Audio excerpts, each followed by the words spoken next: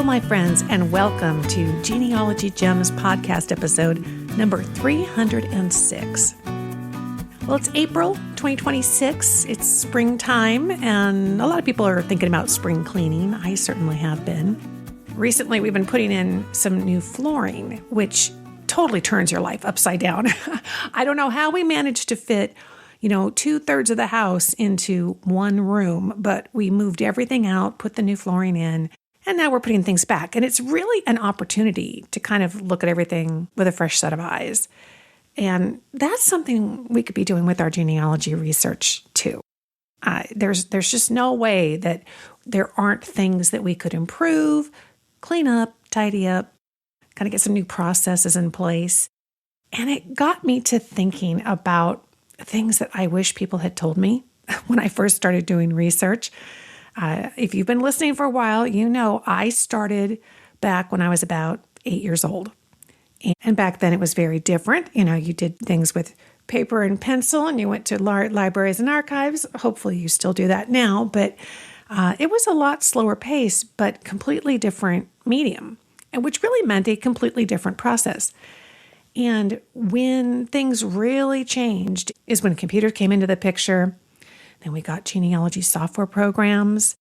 The internet took off. It didn't take that long for websites like Ancestry to come along and offer us eventually an online family tree that we could put our information into. But with all of that change and evolution, even though it's a really good thing in so many ways, it also can create some chaos in the work that you do. And for those of us who have been doing it for a while, when somebody comes along new and says, hey, I want to try to do this, sometimes it's easy just to kind of jump in with what's in front of you and not really think about what's a good practice, what's a good process to have, where should my tree be? Just so many things that we kind of take for granted. So this episode is really for all of us this spring. If you've been researching for a while, consider this your spring cleaning pick-me-up. If you're fairly new to genealogy, I'm hoping that we're going to save you a lot of headaches and a lot of regrets, because we're going to talk about 10 things that you can do right now that will help you avoid future genealogy research regrets. I have regrets. I'm going to share a couple of those with you. But you know what? You can always start fresh and start today, fixing things up and getting things back on track or on a new track. Because, look at what the last year has brought us with artificial intelligence. Now that's a whole new layer, and we need to be thinking about processes and how we're going to deal with things. So this has been a really great topic for me to dig into and prep for you guys. I'm excited to bring these 10 ideas to you. We're going to have show notes available for you over at the website, genealogygems.com. Again, this is podcast episode number 306. If you're a premium member, you don't even have to take notes. You can just download our downloadable cheat sheet with all the information that we're going to talk about. And you can follow this up. You might be driving in the car now listening to the show, but if you'd like to take another look at it, there is a video version of this content as well that's going to be published right after I get this episode published. So it'll be on the Genealogy Gems YouTube channel for you, and we will also include that video on the show notes page.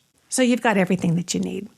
All right, so first, let's hear from one of our great sponsors who makes this free podcast possible. And then we're going to come back and jump into 10 things that you can do to avoid genealogy regrets.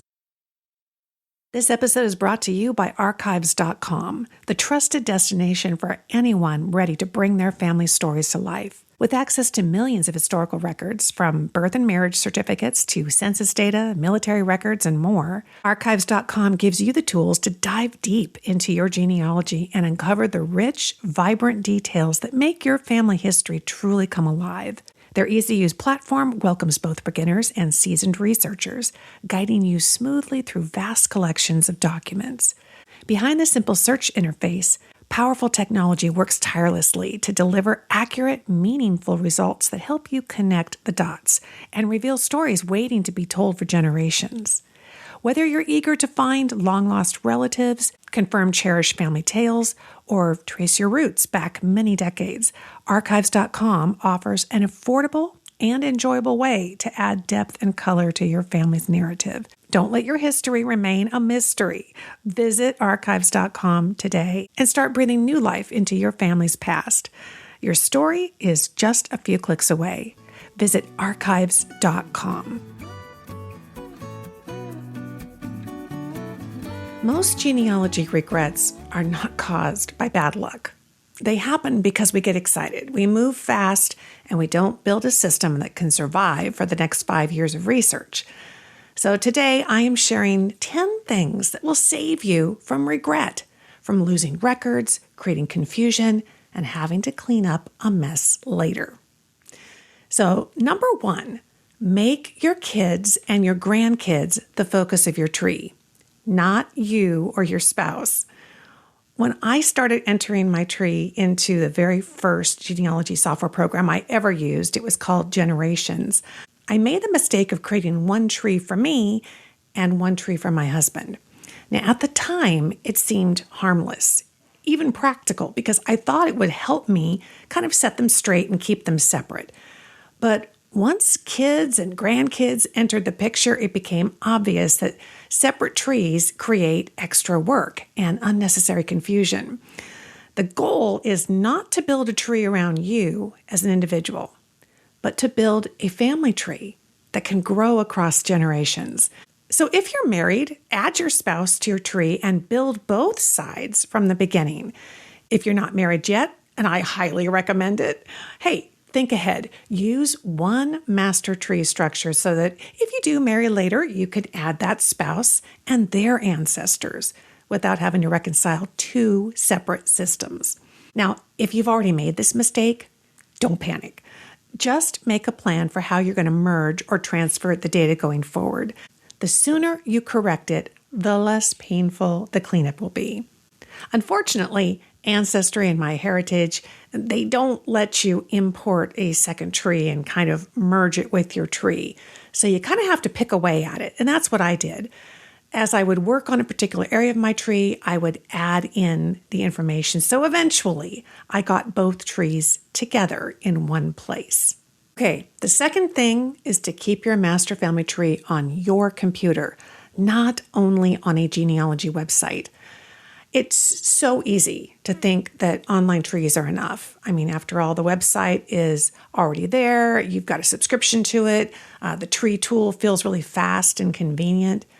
But convenience can become a trap when it replaces ownership. Websites change and they come and go. You know that's true if you've been doing this for a while, like I have. I mean, do you remember World Vital Records? Who knew that website was going to go away one day? Or RootsWeb, which is now inactive, and it's just an archive of past messages from genealogists. And life changes too. There may come a time when you can't or you aren't able to continue to pay for an expensive subscription to Ancestry. And here's the thing. When your subscription comes to an end, so does your access to any records that you attached to your tree. And frankly, with the rise of artificial intelligence, I feel this is really more important than ever. We have no idea where all this is going. So the wise genealogist retains control of their tree and research in all scenarios. The tree on your computer should contain all of your conclusions, your notes, your media, and so on. It's the final word on what you believe is true about your family tree to date. Online trees are fine as a supplement to generate hints or create multiple trees to try out kind of your latest theories. Think of the online tree as a workspace and the tree on your computer as the archive. Now, if you haven't done this yet, all you have to do is pick one of the software programs that are out there. There's popular programs like Roots Magic, Legacy Family Tree, and Family Tree Maker. Download your family tree from whatever website you have it on as a GEDCOM file and import the GEDCOM into your new software program. From now on, you'll work in that software program. You can sync it to your favorite genealogy website if you want to, or just add selective information into your online tree manually. It's a little extra work, but it really is worth the investment to have your own database on your computer. It can actually be nice to limit what goes into your online tree to maybe just your direct ancestors rather than every relative that you find. That way the hints are streamlined and focused on just those people. Number 3 is download all the genealogical records that you find to your computer. As I said, if you just attach records to your online tree, you're going to lose access to them if you ever end your subscription. Downloading is easy to do, and it ensures you'll always have access to your family's records. Now, you might be wondering, why would anybody not be doing this? Well, I've actually heard from folks who didn't even know it was an option. So you might be wondering, how could that be? Well, there are people doing genealogy on their phone or tablet. I mean, that's it. That's where they started. And again, that so-called convenient app is kind of luring them into not keeping the records for themselves. You just approve the record and you go on to the next. If you happen to click the share icon, you could save it to your phone, but who wants to save all these documents to a phone? Or you could click and you could share it maybe to a cloud service like Dropbox. But frankly, it gets really easy to skip it because you think, oh, well, it's attached to my tree.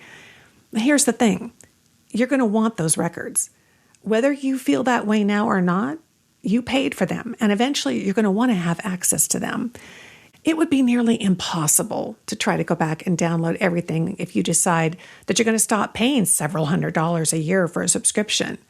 So download them now as you research so you'll have a permanent copy for later reference and review. And by the way, you really don't want to be doing genealogy research on your phone.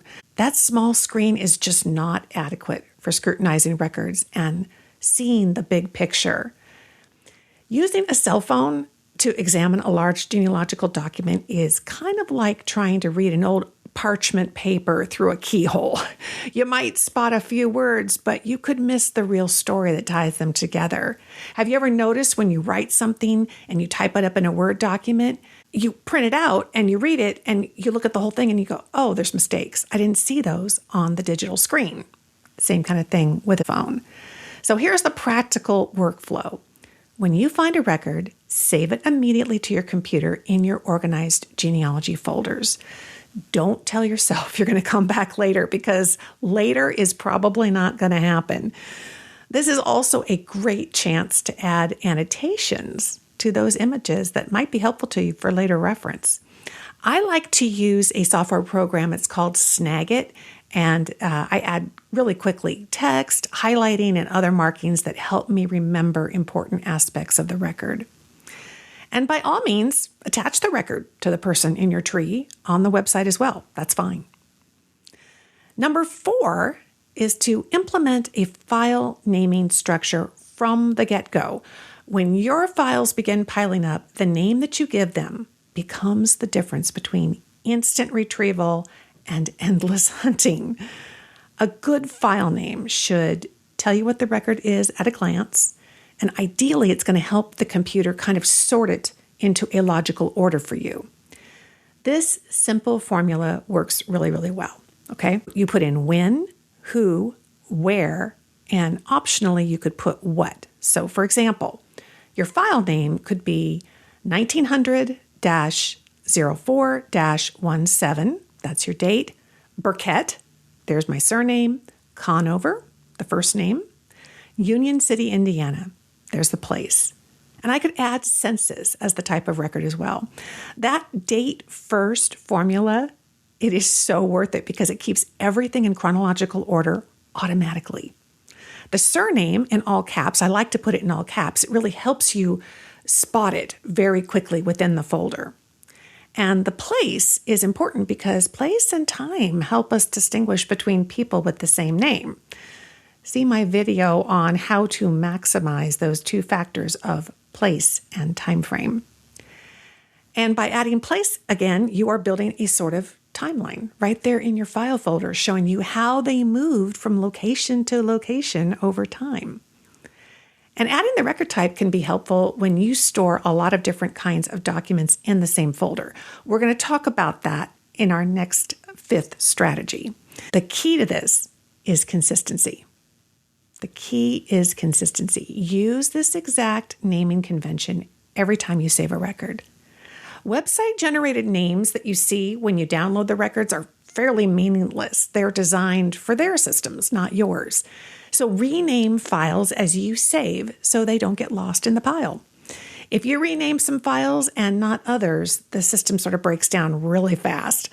So if you do nothing else today, create a naming standard and start using it on every new file.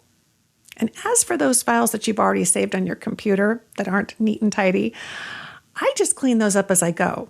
If I'm going into various folders throughout my research, I'm cleaning up file names while I'm there. No reason to stop and redo them all right now. Do them as you work, and eventually you'll be up to snuff very soon. So to rename a file on a PC, you can right-click and then select Rename, or just double-click on the file name and type over it, retaining the file extension. All right, so number 5, implementing a filing organization structure and sticking to it. So once the files are named, they need a home. A folder organizational system is what keeps your hard drive from becoming a digital junk drawer. As you research, you're going to be filing, retrieving, and refiling a lot of material, and it can become unwieldy pretty quick. The best structure is the one that you actually use, but it should be specific enough to be useful and broad enough to scale as your research grows. Slogging through hundreds of files in a folder is really inefficient, and frankly, it's frustrating, even when you use my file naming convention. But a filing folder structure will fix all that. I start with a surname folder. As files start to accumulate, I sort them into head of household folders. And once those kind of start piling up, I don't like to look at more than a dozen or so, unless there happens to be quite a few of the same type of record. But generally speaking, you want a small amount there in the folder to review. So once they start piling up, sort them into record type folders. I find it really convenient to sort by record type because when I'm looking for a record, I don't need to look through all records, just that type of record, like newspapers or census records. If you choose not to do that, you may want to add a what to your file name convention to include what type of record it is. So it could be 1900, 0417, Burkett, Conover, Union City, Indiana, census. You can adopt my full organizational strategy with my Organize Your Hard Drive videos and the handouts that are available on my website, genealogygems.com. Put this structure into place today. Don't wait. You're going to need this. The 6th thing you can do to avoid regrets is to set up cloud backup. Now. Do it now. You're making a big investment in your family tree, and computer backup is really your insurance policy in case something happens to your computer. Well, what could happen, right? Computers fail, or they get taken out in a lightning strike and a power surge like mine were. They can be destroyed by water or fire damage in your house.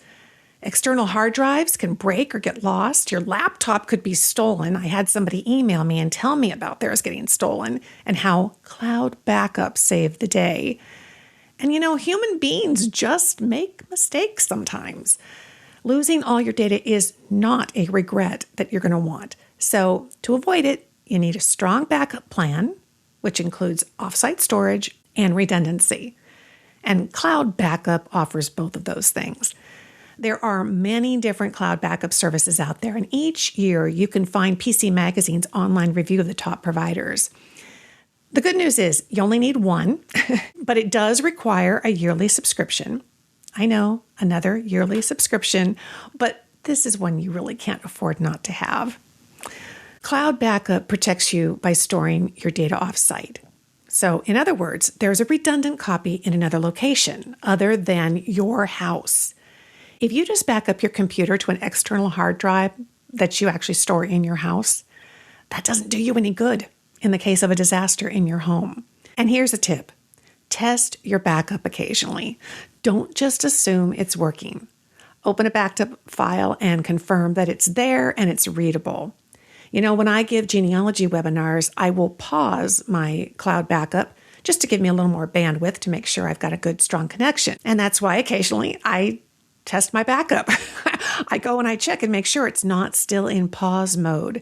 It's a really good habit to get into. Many people just only discover their backup problem after they need a backup, and by then it's too late. So make this a priority today. Backups are not optional. They are part of doing really good research responsibly. We'll be back right after this. Today's episode is sponsored by MyHeritage, a global discovery platform enjoyed by 110 million people worldwide. MyHeritage has it all, and it offers a full-service experience that bridges your past, present, and future. MyHeritage has developed powerful genealogy tools to enrich your family tree and take your research to the next level. Receive automatic matches to family trees of fellow MyHeritage users and to historical records, which provide new details that you can add to your tree. Explore 12 billion historical records to uncover fascinating new insights about your ancestors. Add new information to your family tree in one click. Check your tree for inaccuracies, colorize your black and white photos, and connect with relatives around the globe. MyHeritage makes it all possible, and it puts the discoveries at your fingertips. Growing your family tree is easier than ever before with MyHeritage. The discoveries are out there and waiting to be made. Visit myheritage.com and try it today. That's myheritage.com.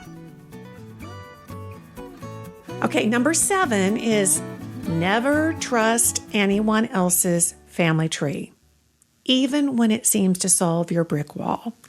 This is where so many researchers get excited. You find a tree that appears to hold the answer to your challenging ancestor, and suddenly it looks like the mystery is solved. But a family tree is not proof. It is only a clue, a starting point for more investigation. And sometimes trees are wildly wrong. I hate to call out other researchers, but people copy information from other trees all the time without verifying it. And sometimes the errors are innocent. Sometimes it came from a misunderstanding, and sometimes someone just guessed, and the guess just got repeated and repeated until it sounded true. When you get information from somebody else's tree, ask yourself, what is the actual source that they're using for this? Whatever it is, scrutinize it to see if you draw the same conclusion. If there are no sources, go find them. If you can't find them, don't add the information to your tree. This habit will save you from building your own tree on top of somebody else's mistake. And be wary. Genealogy websites make it so easy to find information in other people's trees. You think, this looks really good, and one click grafts it onto your tree. So never trust someone else's family tree, period. The 8th thing that you can do to save yourself from regret is to save the family photos that you're digitizing in the correct format and size. Finding old family photos is one of the biggest thrills for a family historian. And if you've been lucky enough to have inherited your family's photos, you've probably discovered that it can be a really big job getting everything digitized and archived. Well, digitized family photos deserve the same care as all your records. In fact, sometimes they deserve even more because once the original is gone or damaged, the scan might be the only version you have left. And that makes file format and storage decisions really important. So avoid regrets and digitize them wisely. Start by saving the highest quality master copy that you can. If you're working with a scanned image, keep the original scan untouched. Make copies for sharing, for posting, for editing. A JPEG format is fine for a lot of uses, but it is compressed, which means when you repeatedly save it, it can actually degrade the quality. If the photo is an important archive copy, preserve it in a lossless or a high-quality format like TIFF whenever possible. And think about practical size. A giant file might be wonderful for preservation, but it might be kind of clumsy for everyday use. That's why it helps to keep both an archived version and a working version. And label them clearly so that you know which one is safe to preserve and which one is meant for editing. Again, my computer file organization system includes a structure for photographs as well, and you can use the naming conventions that we talked about. And don't even start your photo digitization until you get that cloud backup set up and running. Number 9, creating a research plan for tough brick walls. That's going to help you save a lot of regrets. In genealogy, a brick wall is when you feel like you've looked everywhere and you've tried everything and you can't find what you're looking for. Maybe it's that next generation of great-grandparents. It's so frustrating. It can be tempting just to give up. I really understand that. But the answer is not to shelve your research and just regret that you couldn't find the answer. Over my 50 plus years of genealogy experience, I've learned that the problem isn't finding the answer. It's focusing on the right questions, and it's researching smarter and more strategically. And that's where a research plan comes in. A research plan helps you step back. It clearly defines the problem, and it lays out a game plan that can move the case forward. I've spoken to thousands of genealogists at conferences, and over the years, I have polled those audiences. Typically, a very small percentage has ever attempted to create and implement a genealogy research plan. And it's not surprising, really, because most folks don't really know how to do it. And it sounds like a lot of extra work. But what's really a lot of extra work is researching in circles and getting nowhere. So to create a research plan, start by writing down the exact question that you're trying to answer. Really examine that question. Is it the right question? You don't just want find out more about John Smith, but something much more specific, like who were the parents of John R. Smith, born about 1848 in Union City, Indiana? Then list what you already know, what you think you know, and what is still unproven. Get it all down in the plan. And then identify what record sets might answer the question. If one source failed, think about land, probate, tax, church, military, newspaper, guardianship, migration pattern records, or DNA evidence. And sometimes a brick wall gets busted because you stop asking only about the person and you start researching the family, the neighbors, the place, or the time period. That broader approach often reveals the missing link. Keep a research log so you don't repeat the same dead ends, and write down where you searched, what you found, and what you still need to test. That way, your brick wall doesn't turn into a loop. If you need help nailing down a research plan, maybe you've never done one before, and if you're a genealogygems.com premium member, you've got access to my online course, Create a Genealogy Research Plan in 10 minutes a day. The link is in the description below, and it comes with a really handy template that will help set you up for success. And our 10th thing that you should be doing to avoid genealogical regret is to cite your sources. If there is one habit that protects your future self from regret, it's really source citation. It tells you where facts came from, what kind of record it is, and how to find it again later. Without citations, your tree may look complete, but it becomes really difficult to trust it or to defend it. The practical payoff of citing your sources is huge. If you come back years later and you realize that you might have the wrong William Moore, a good citation helps you retrace the exact path that got you there. If a cousin asks you where you got a birth date, you can answer immediately. If you need to prove a relationship for a line of descent, your citations make that work a lot easier. Just capture the essentials while the record is fresh in your mind. Where you found it, what database or website you used, the original source, and the details needed to relocate it. A few extra seconds now Citing your sources can save hours of confusion and regret later. Friends, genealogy is really a long game, and the best researchers are not just good at finding records. They're really good at protecting their work, organizing it, and making it easy to use again. The habits that you build early, they're going to shape every future discovery, free from regrets.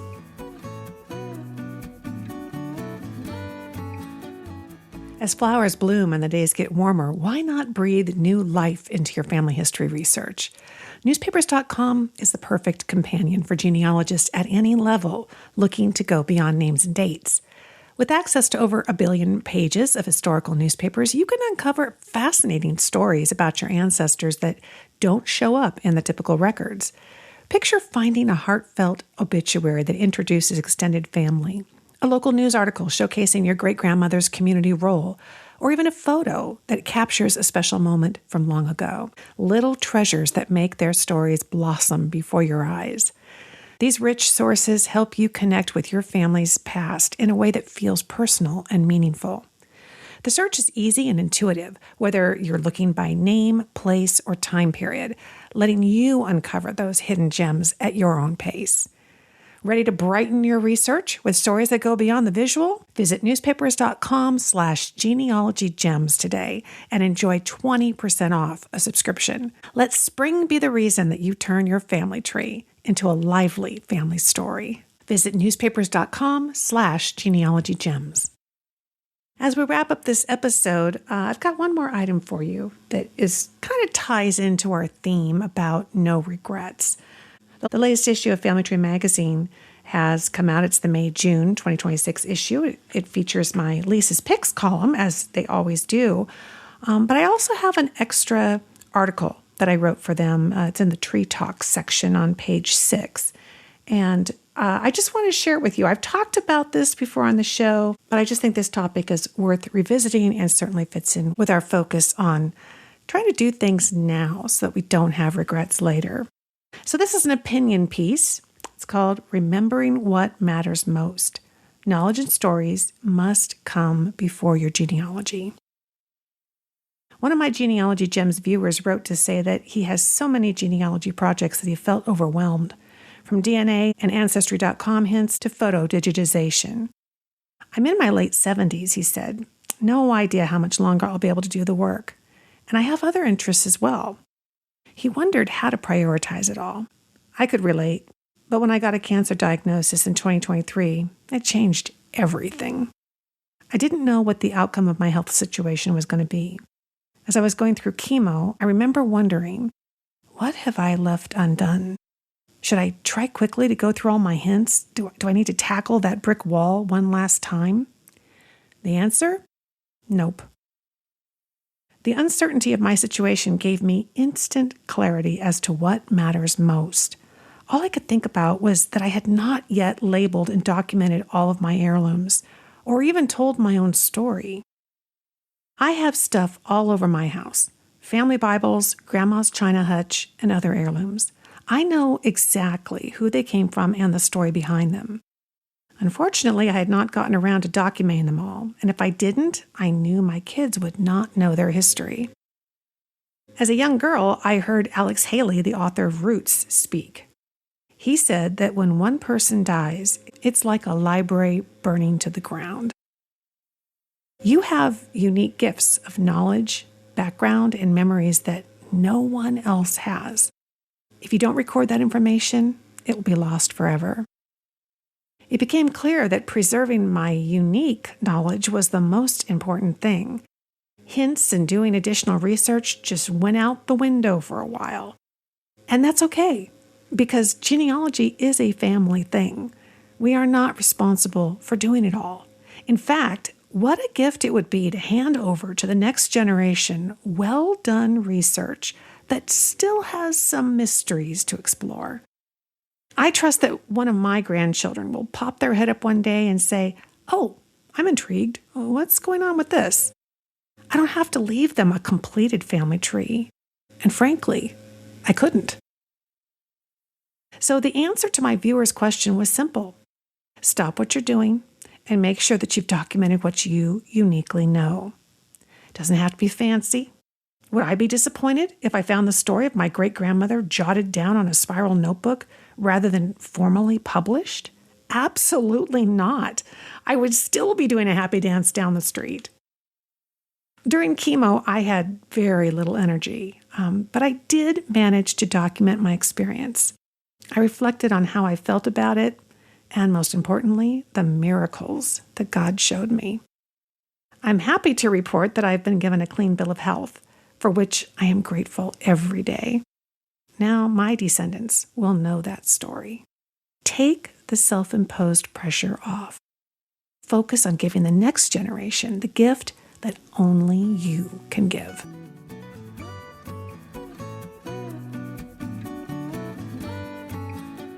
I hope you've picked up some tips that you feel like you can really put into practice today. If you want to stay in touch, I'd love that. Go over to genealogygems.com and sign up for our free email newsletter. That's really the best way to stay in touch, and you get a free ebook with some of my best tips in it with your very first email. Until next time, thank you so much for listening, my friends. I'll talk to you soon.